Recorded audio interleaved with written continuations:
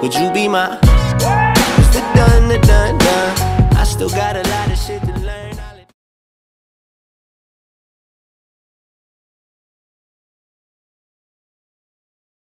Bugün etli çiğ köfte yapımını anlatıyoruz.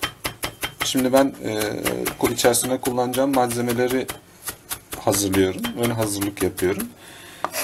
Yarım kilo et ve yarım kilo bulgur için, yani birebir bir malzeme için bugünkü hazırlıklarımızı gerçekleştiriyoruz. Bu birebir malzeme yarım kilo kıyma, iyi çekilmiş yağsız dana kıyma ve yarım kilo köftelik bulgur. Bunun için esmer bulgur da kullanabilirsiniz. Normal bulgur da kullanabilirsiniz. Ama köftelik bulgur olması gerekiyor. Bu yarım kilo bulgur ve yarım kilo kıyma için bir büyükbaş soğana ihtiyacımız var. Ama şöyle hatırı sayılır bir büyükbaş soğana ihtiyacımız var. Ve 3 diş yine iri sarımsağa ihtiyacımız var. Bunları çok ince bir şekilde ben şimdi zırh tekniğiyle bıçakla inceltiyorum. Tabii bunu rendeden geçirebilirsiniz, rendeleyebilirsiniz. Bunu rondodan geçirip kıyabilirsiniz. Ancak hiçbirisi bu şekilde bıçakla hazırlanan gibi olmayacaktır. Olmayacağını iddia ediyorum ben. Bunun sebebine gelince ben piyasadaki hemen hemen bütün rondoları denedim. Hiçbirisi bu incelikte kıyamıyor. Ve bu incelikte olması gerektiğini ben düşünüyorum.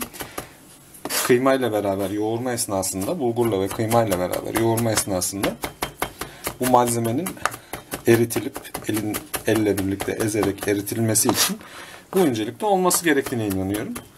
Peki rondo ve rondodan geçirme ve rendelemenin ne gibi bir sakıncası olabilir? Hiçbir sakıncası yok.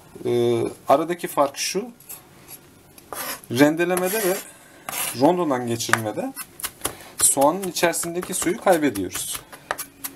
Soğanın içerisindeki su bizim çiğ köfteyi yaparken etin pişmesine yarayacak unsurlardan bir tanesi.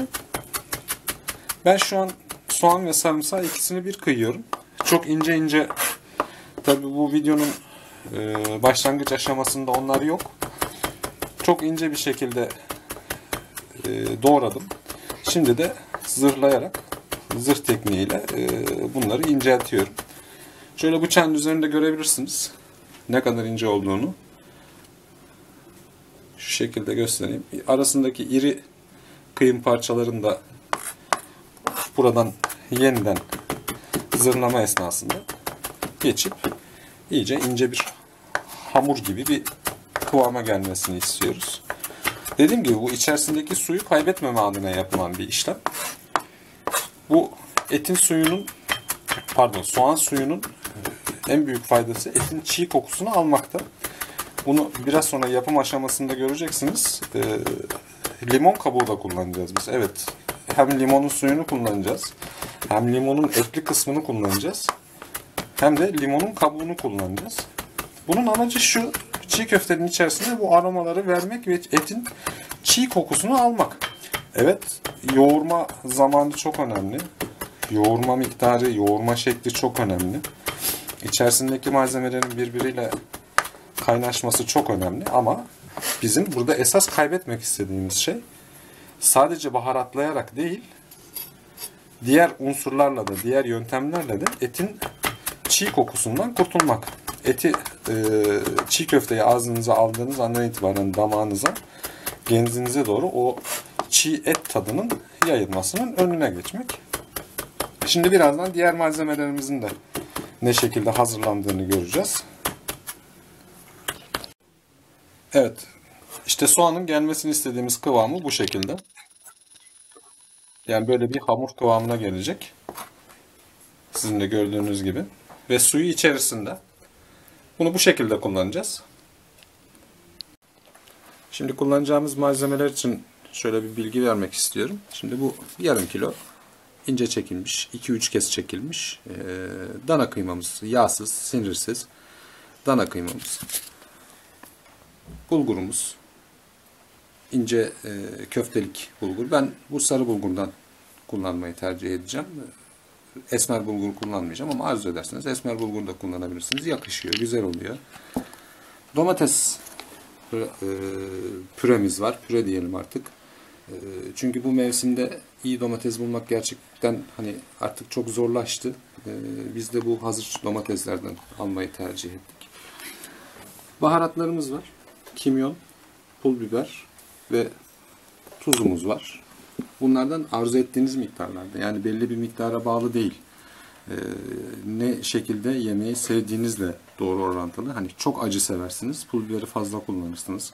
Kimyon tadı belli olsun isterseniz, kimyonu biraz belirgin kullanırsınız.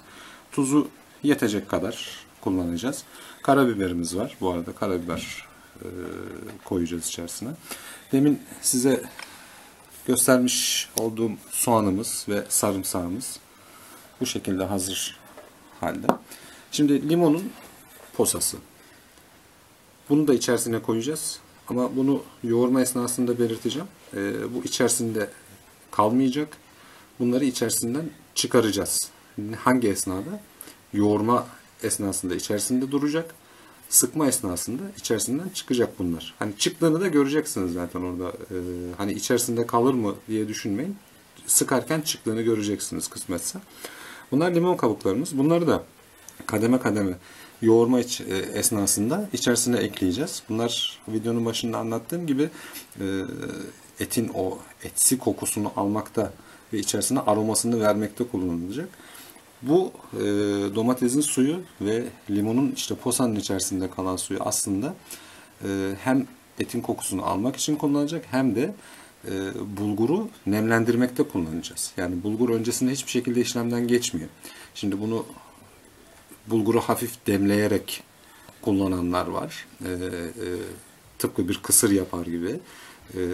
Biz öyle yapmayacağız. Biz tamamen malzemelerin kendi suyuyla nemlendireceğiz çiğ köftemizi. Burada da evet 2 limonun suyu var. Şimdi bu sizin ne şekilde sevdiğinizle doğru orantılı. Bu 1 limonun suyu da olabilir. 2 limonun suyu da olabilir. Bu ekşiliği çiğ köftede ne kadar sevdiğinizle doğru orantılı kullanacağınız bir durum. Ben 2 limon suyunu tercih ediyorum. Biraz ekşi tadının damağıma gelmesinden hoşlanıyorum. Dolayısıyla 2 limon suyu kullanıyorum. Şimdi malzemelerimiz bunlar. Biraz sonra yoğurma işlemine geçeceğiz. Hep beraber yoğurma işlemine geçiyoruz. Evet, yoğurma işlemine başlamak için kıymamızı tepsimize aldık. Öncelikle bu kıymayı şöyle bir zemine yayalım.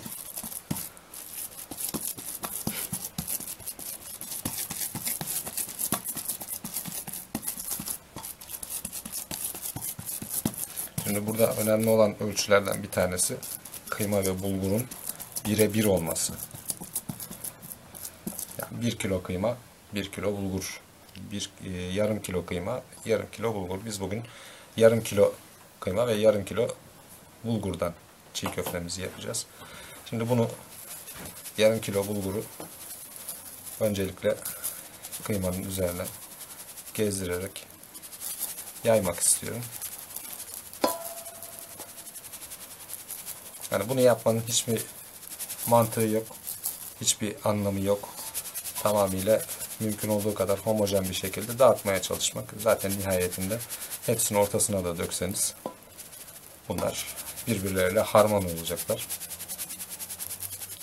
Şimdi burada yalnız bir şey belirtmek istiyorum. Ben birebir ölçüde yapıyorum. Şimdi burada 1'e 1,5 yapabilirsiniz. O zaman içerisinde kullanmış olduğunuz malzemelerin miktarlarını ona göre artırmanız veya azaltmanız gerekir. 1'e 1,5'tan kasıt şu: 1 kilo kıymaya 1,5 kilo, yarım kilo kıymaya 750 gram bulgur kullanmak gibi. Yani bulgurun oranı 1,5.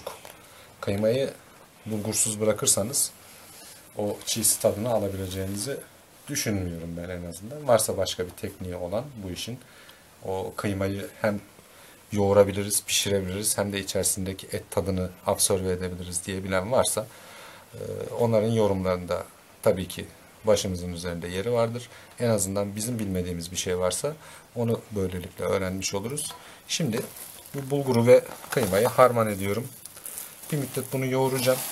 Yoğurduktan sonra diğer içerisine hazırlamış olduğumuz malzemeleri ekleyeceğiz. Burada bir ön yoğurma yapıyoruz aslında. Hani diğer malzemelerle birleştirmeden evvel bir harmanlama mı diyelim, harmanlama yapıyoruz. Bulgur ve et birbirine mümkün olduğu kadar homojen bir şekilde kaynaştırmaya çalışıyoruz.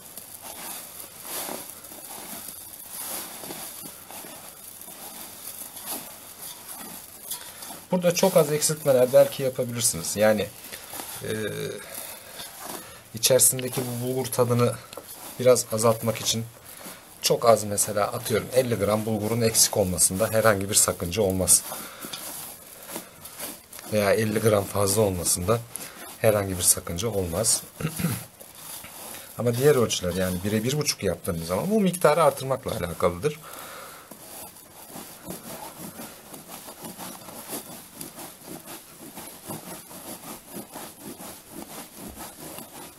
Bu arada yoğurma işlemimiz başladı. Gördüğünüz üzere. Mümkün olduğu kadar birbiri üzerinden ezmek suretiyle bunu yapıyoruz. Kıymayı pişirirken bulguru öğütebilmek adına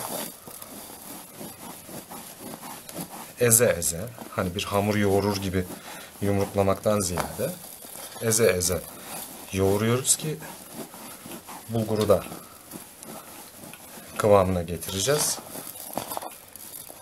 Karışmayan kısmı karışmış olacak. Şimdi bunun hiçbir yöreye, hiçbir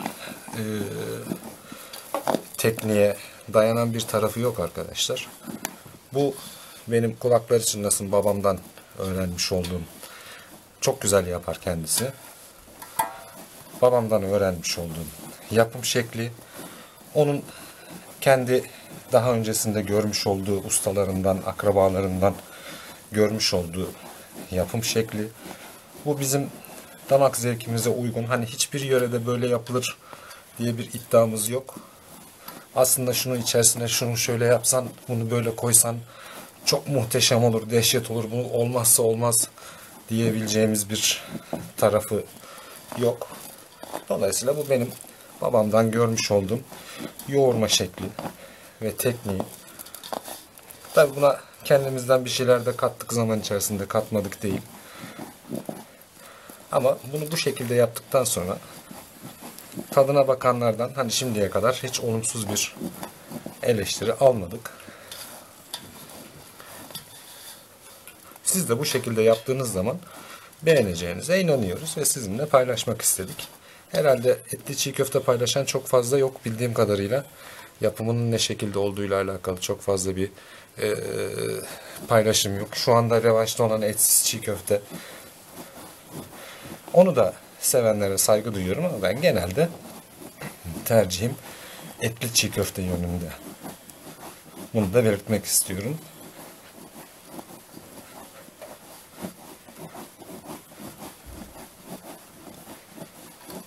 Kıymanın özelliği yağsız ve sinirsiz olmalı.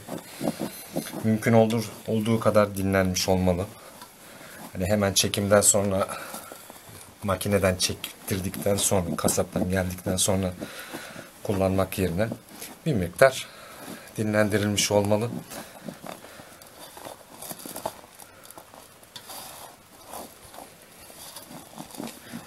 Bu şekilde birleştirmeye bir miktar 10 dakika kadar bu şekilde yoğurmaya devam edeceğiz. Ondan sonra diğer malzemelerimizi kullanacağız. Evet, şimdi arkadaşlar bir 10 dakika kadar yoğurduk. Ben şu şekilde olması gerekeni görmeniz için böyle bir kare almak istedik. Gördüğünüz gibi mümkün olduğu kadar homojen bir şekilde kıymayla bulgurumuz karıştı. Şu şekilde kıvamını görün istiyorum. Şimdi diğer yardımcı malzemelerimizi içerisine koymak istiyoruz, karıştırmak istiyoruz. Yoğurma kıvamını da görün istiyorum. Bir 10 dakika kadar sadece bulgur ve eti yoğurduk. Şimdi diğer malzemelerimizi katacağız. Onları da sırasıyla sizlerle paylaşacağım.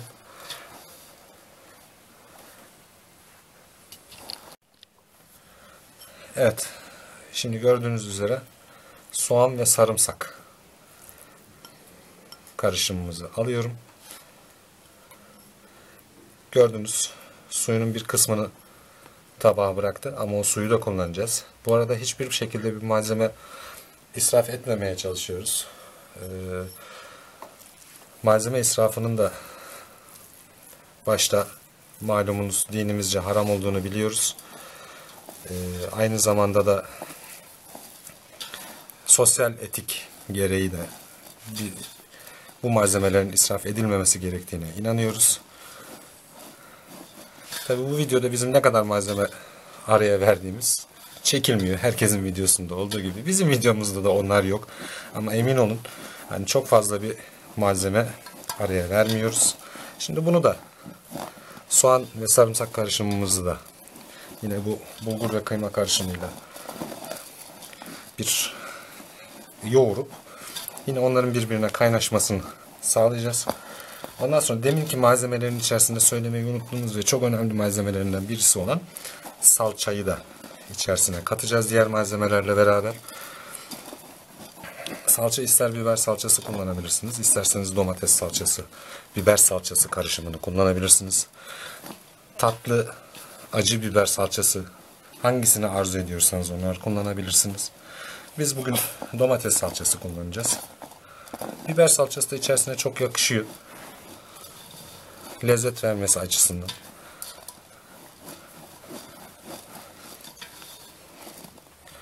Evet, şimdi sevgili asistanım, büyük oğlum ve küçük oğlum biraz sonra işin içerisine dahil olacaklar. Şu anda büyük oğlum malzeme vermek üzere yanımda hazır bekliyor. Şimdi 2 kaşık dolu 2 kaşık domates salçası alıyorum. Hatta şöyle yapalım. 1 kaşık daha 3 kaşık alalım. Çünkü biber salçası kullanmayacağım. Evet. Bunu şimdi karıştırmak ve yoğurmak suretiyle her tarafına dağıtacağım. Bir miktar bunu karıştırmak adına yoğuralım. Malzemeler birbirine kaynasın. Ondan sonra baharat kısmına geçeceğiz. Evet. Şimdi bu salçayla karıştırma işlemimiz de bitti. Şimdi diğer baharatlarını ve yardımcı malzemelerini katmaya devam edeceğiz. Şimdi diğer asistanım, ben bu yönden çok şanslıyım. Hem sağ olsun eşim hem de çocuklarım çok yardımcı oluyorlar bana bu konuda ve aynı zamanda da oğullarım da öğreniyorlar bunun nasıl yapılacağını. Şimdi küçük asistanım, küçük oğlumdan yardım isteyeceğim. Şimdi artık tuzunu ve baharatını karıştırmaya başlıyoruz. Önce bir kaşığı küçük oğlum atsın istiyorum. Evet, teşekkür ederim kendisine. Şimdi az evvel çekimin durduğu anda kendi aramızda da konuştuk. Kamera arkası görüntülerini yayınlayalım şeklinde. Şimdi bunun bir faydası, bu arada 5 kaşık ortalama, 5 kaşık daha doğrusu göz kararı tuz ekledim. Sonrasında tuzuna bakacağız. O şekilde tamamlayacağız. Şimdi diğer baharatımız kimyonu istiyorum oğlumdan. Evet, teşekkür ederim kendisine. Şimdi 2 çay kaşığı kadar kimyon kullanıyoruz. Bir de şöyle ucuyla atalım. Ve arzu ettiğiniz miktar kadar pul biber. Pul biberi yalnız şöyle el ölçüsüyle koymak istiyorum. Ekle yavrum. Ekle, ekle, ekle, ekle. Ekle. Yeterli. Şimdi bunu üzerine karıştırıyoruz.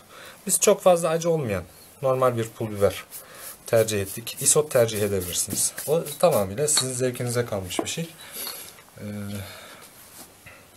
Şimdi karışımımızın ortasına limon suyunu alacağım.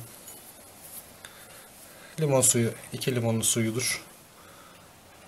Yine de çekirdek önüne geçmek için süzerek almakta fayda var. Bu arada içine düşerse de çok fazla problem değil arkadaşlar. Çünkü yoğurma esnasında bunların hepsi çıkıyor. Yani yabancı olan, oraya ait olmayan ne malzeme varsa emin olun o sıkma esnasında o aradan ayrılıyor. Şimdi bu malzemeleri birbiriyle karıştırmak için yine bir 10 dakika kadar yoğurmamız gerekiyor. Daha sonrasında yine içerisine bir ekleyeceğimiz ana unsurumuz var. O da domates.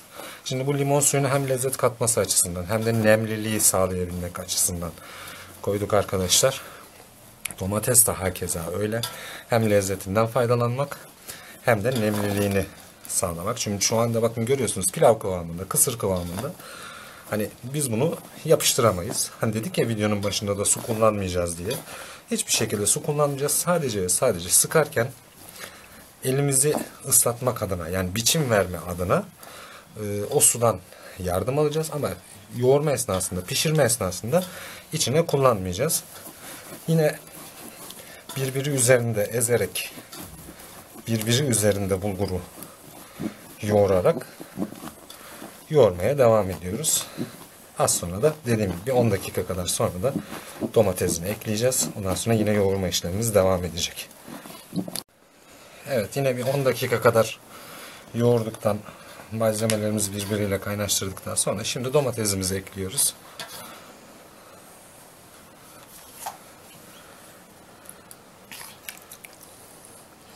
Şimdi bu karışım için 240 gramlık ambalajda biz domates kullandık.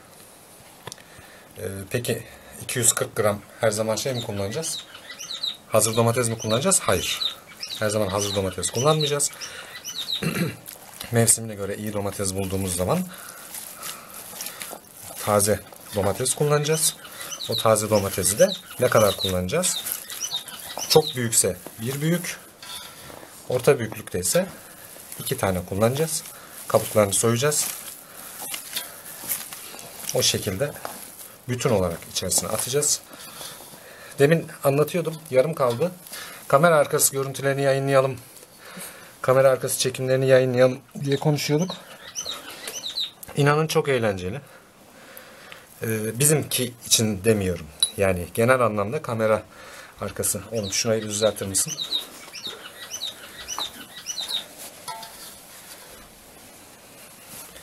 Genel anlamda kamera arkaları eğlenceli oluyor. Esprilerin yapıldığı, şakalaşmaların olduğu kısımlar burada. Hatta eşim söyledi kamera arkası çekimlerini yayınlayalım diye.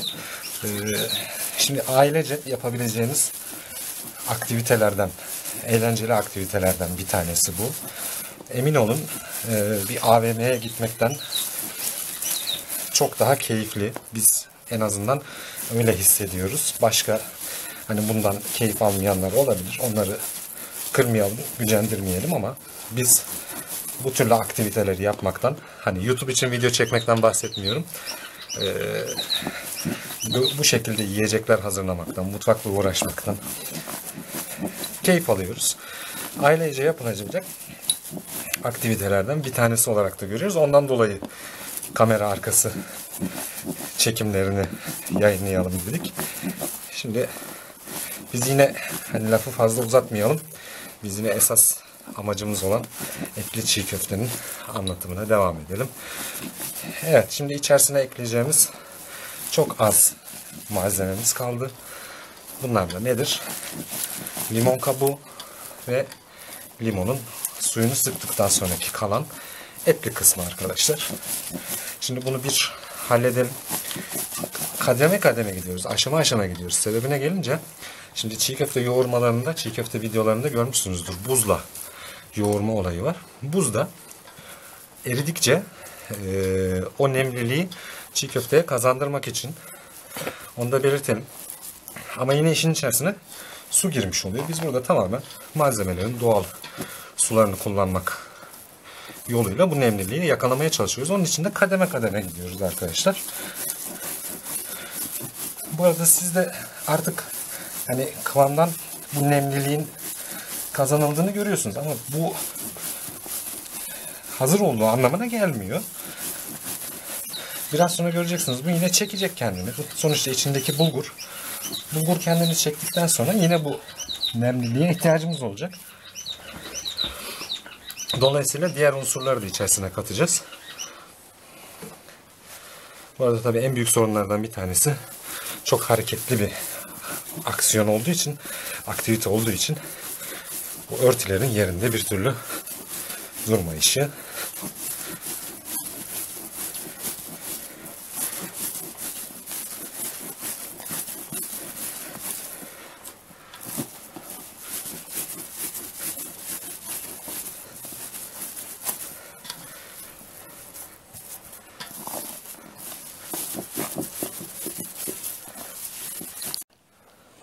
Evet, şimdi yoğurmaya devam ettik.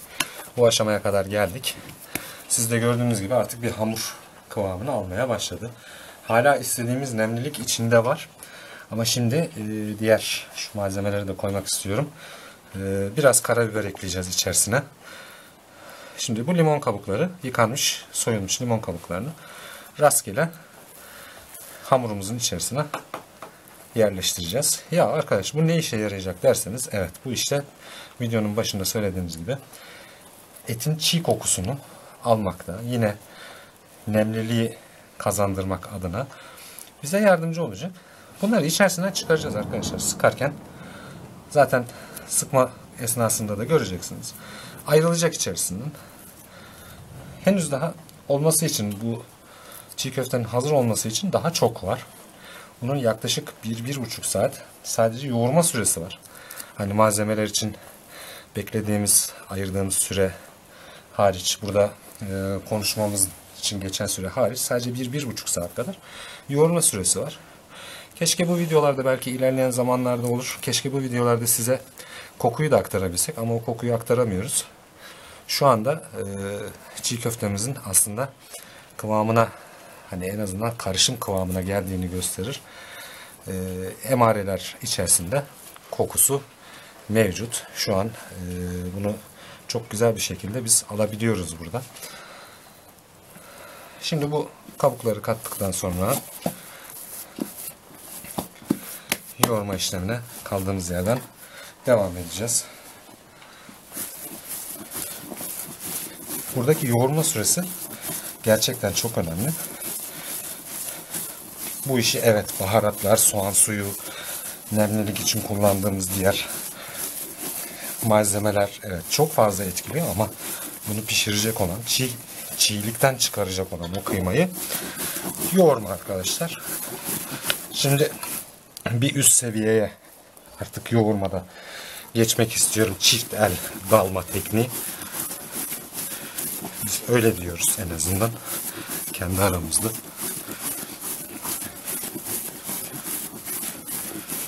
Tepsimizin tabanı tırtıklı. Oraya sürmek suretiyle, bastırmak suretiyle yoğurmaya devam ediyoruz.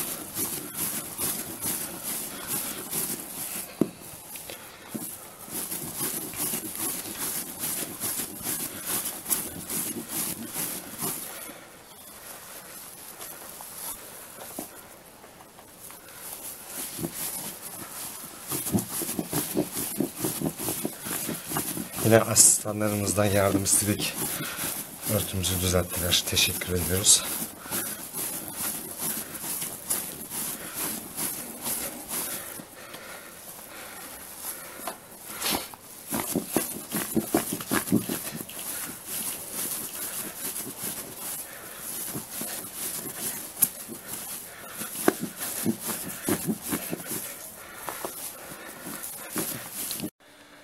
Evet, şimdi yine bir miktar yoğurduktan sonra son aksiyonumuz olan karabiber ekleme işini gerçekleştiriyoruz.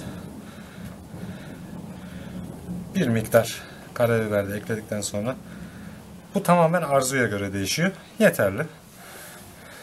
Bir dakika.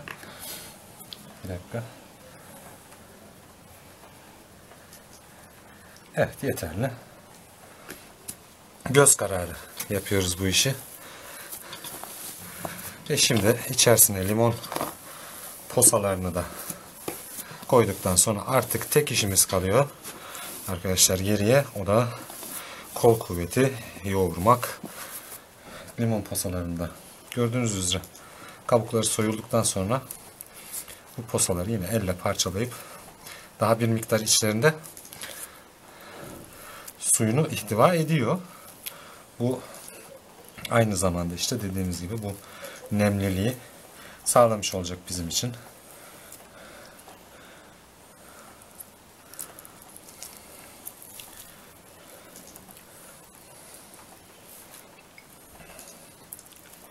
Bunlar hiçbir şekilde sıkma esnasında, en sonki aşama olan sıkma esnasında içerisinde kalmıyor. İçiniz rahat olsun. Hani ağza öyle sert bir dokuda limon posası gelmiyor arkadaşlar. Bunlar sıkarken hepsi çıkıyor içerisinden. Hatta yoğurma esnasında bile arzu ederseniz almanız gereken şeyi aldıktan sonra yoğurma esnasında bile çıkarabilirsiniz. Benim için bu kadar yeterli. Şimdi tekrar yoğurmaya kaldığımız yerden devam ediyoruz. Artık bundan sonrası yoğurmaya kaldı. En son aşamaya kadar bu şekilde gideceğiz arkadaşlar. En son aşamada kıvamını gösterebilmek adına 1-2 yoğurma sahnesi daha olacak. Ondan sonra ben size kıvamını göstereceğim. Ve ondan sonra sıkma aşamasına geçeceğiz arkadaşlar. Evet, şimdi yoğurmada belli bir aşamaya kadar geldik. Yaklaşık bir 15-20 dakikadır yoğurma işlemimiz devam ediyor. Zaten nefes nefese kalmış olmamızdan da belki anlayabilirsiniz. Şimdi tabii ben yoruldum. Sevgili asistanlarımdan küçük bir yardım isteyeceğim. Küçük oğlum şimdi yoğurma işlemine devam edecek. Elinin lezzetini çiğ köftemizin içerisine katacak.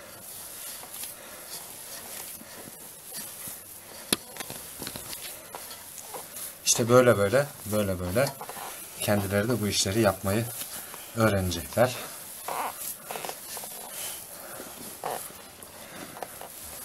Evet. Evet, küçük asistanım. Şu an çok iyi gidiyor ya. Bence çok iyi gidiyorsun şu anda. Sence de öyle mi? Sence de öyle mi? Evet. Ellerine sağlık. Çok iyi gidiyor.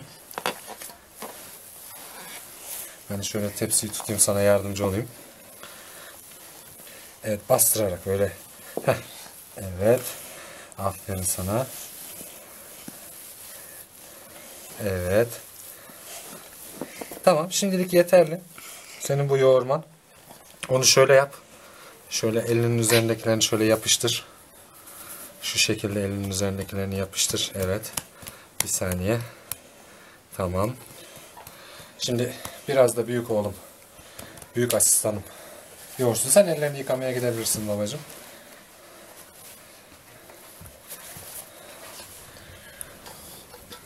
Şimdi o kadar yardımları oldu, malzemeleri vermedi. Bu işin içerisinde de ellerinin lezzeti olsun. Görüyorsunuz bakın, işte limon kabukları zaten kendiliğinden ayrılıyor. Yani şu aşamada biz almayı hedeflediğimiz şeyi aldık aslında bunlardan. O aromayı, o nemliliği istediğimiz şekilde onlardan almayı başardık. Bakın mesela şuradan göstermek istiyorum. Deminki içerisine koyduğumuz limon posası. Bu limon posası içerisinden zaten kendiliğinden ayrılıyor. Hani bunu ayrıca bir çaba göstermeye gerek yok. İçlerini temizledikten sonra bunları bir kenara alabiliriz. Evet oğlum, devam edelim. Bir tur daha sen yoğur. Ondan sonra ben tekrar alacağım. Bu arada yavaş yavaş kıvamına geldiğinde görebilirsiniz arkadaşlar. Bakın. Bir saniye oğlum. Şurada göstermek istiyorum. şuraya eğer biraz kamerayı yaklaştırırsak, bakın zaten bulgurlanma başladı. Burada içerisinde ipliklenme, bakın şurada şu kesimde ayrılırken ipliklenmeye başlıyor artık kendi halinde. Bu kıvamına gelmeye başladığını gösteriyor. İşte bu ipliklenmeler. Artık bunu el yordamıyla sen devam edebilirsin. El yordamıyla anlayacağız. Arada bir lezzet testini yapacağız. Biz lezzet testini yaptık. Tuzunu, diğer baharatlarını kontrol ettik. Şu an için kullanmış olduklarımız yeterli. Bizim için böyle. Siz lezzet testinizi gerçekleştirdikten sonra içerisine katacağınız baharatı, limonu artırabilirsiniz. Arzuya göre değişir. Bizce içinin lezzeti de hani baharatların lezzeti de çok güzel oldu. Artık bu aşama tamamen yoğurma aşamasındayız. Bu işlem bittikten sonra tam kıvamını aldıktan sonra sıkma aşamasına geçeceğiz. Sıkmayı da en son tabakladıktan sonra sıkmasını ne şekilde yapacağımı sizinle paylaşacağım. En son tabakladıktan sonra da nihai görüntüsünü sizlerle paylaşacağız. Ve ondan sonra artık işin en zevkli kısmına, yani tüketim kısmına geçmiş olacağız. Yine 2-3 tur kadar sıkı bir şekilde yoğurmaya devam edeceğiz. Ondan sonra artık sıkma aşaması için hazır diyebiliriz. Evet arkadaşlar, 2-3 tur daha yoğurduktan sonra bakın şu ortayı size kıvamı için göstermek istiyorum. İşte bu amaçladığımız, ulaşmaya çalıştığımız kıvam. Bulgurun ne şekilde yumuşadığını buradan görebilirsiniz. Şimdi artık bir miktar elimizi suyla ıslatıp, ki şuraya bir miktar su aldık, sadece ıslatıyoruz. Bu da artık şekil verebilmek için.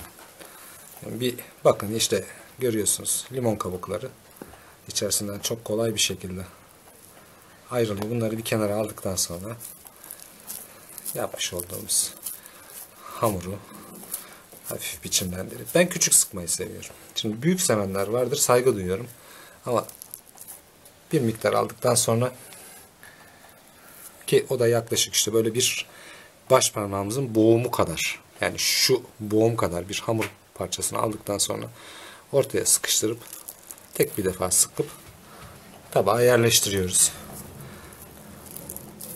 Hani ben bu standardı seviyorum. Kendimize göre, yani ailece bu standardı seviyoruz. Daha büyük sıkımlar var. Hani porsiyon usulü yapmıyoruz sonuçta. Ama arzu edilirse o şekilde de sıkılabilir. Bundan sonrası tamamen kendi işte istemiş olduğunuz estetik dizayn veya sevmiş olduğunuz dizaynla doğru orantılı. Sürekli her seferinde de suya batırmıyoruz elimizi. Hani onu artık kendiniz ayarlarsınız. Hani bunu söylemeye gerek de yok. Gerek de duymuyorum. Çünkü her seferinde elinizi batırdığınızda cıvık cıvık bir hal alıyor bu sefer hamur.